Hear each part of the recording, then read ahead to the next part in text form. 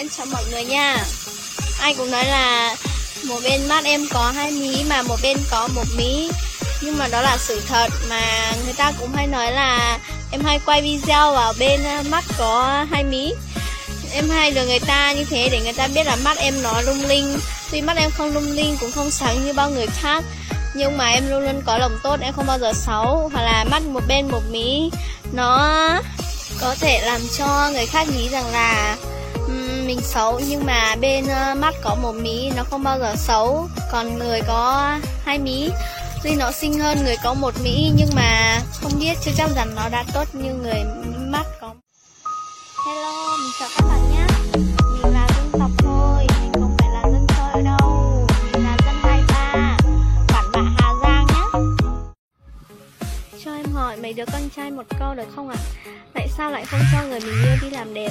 Mà nếu như không cho người mình yêu đi làm đẹp á, đi ra đường thấy cô gái nào á nó xinh xinh xong là lại đi theo.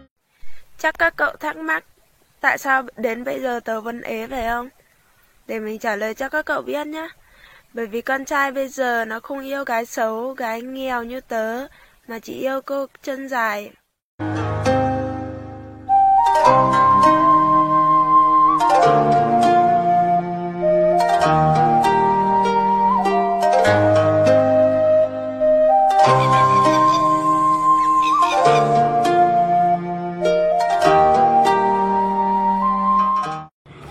Bạn nó mới nâng có phía rồi từ mà thiếu chúa khâu ấy hai lụt đế chứ hai lụt đế chứ bạn nó nâng có phía chứ chuyện có rong ở má đi xí mà có giờ lời từ xưa chưa cụ từ ở gì nữa cụ chỉ cụ xí có.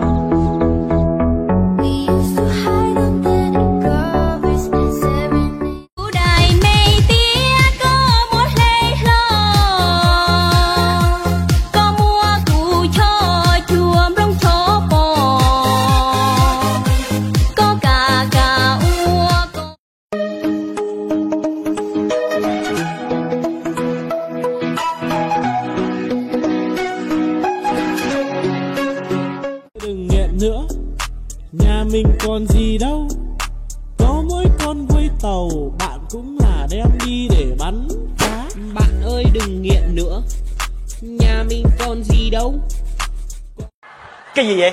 Cái quần chứ cái gì mày, sao mày ngu dữ mày? Tao không hỏi cái quần, tao hỏi cái gì? Ê, mày đừng có hỏi tao cái này cái gì đâu mày, tao không có nói đâu.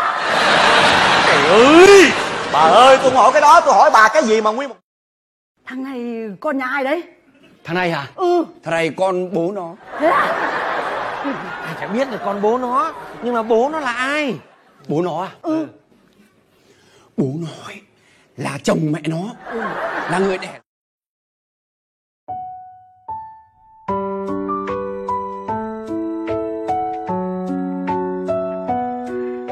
Các bạn nam dân tộc Kinh đi lên bản tán gái cứ kinh hi.